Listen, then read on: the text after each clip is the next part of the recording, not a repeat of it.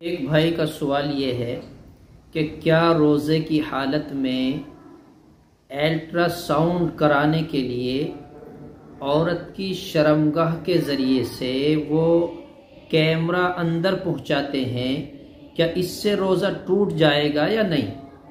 इसी के साथ फिर दूसरे मसले भी हैं कि क्या अंदरूनी हिस्से में दवाई रखने से रोज़ा टूटेगा या नहीं।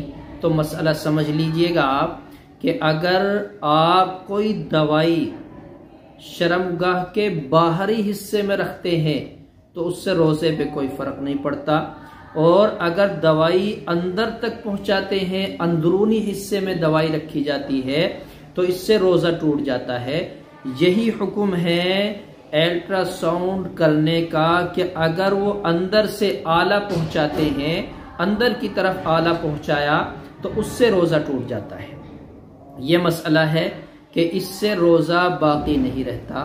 इसलिए इस तरह की एहतियात किया करें। रोज़े की हालत में अल्ट्रासाउंड बाहर का तो करा लें, बाहर के अल्ट्रासाउंड से कोई दिक्कत नहीं है, अंदर का जो अल्ट्रासाउंड है वो ना कराएं, उससे एहतियात करें, बचें, वरना इस सूरत में रोज़े पर फ़र्क पड़ जाता है, रोज़ा टूट जाता है।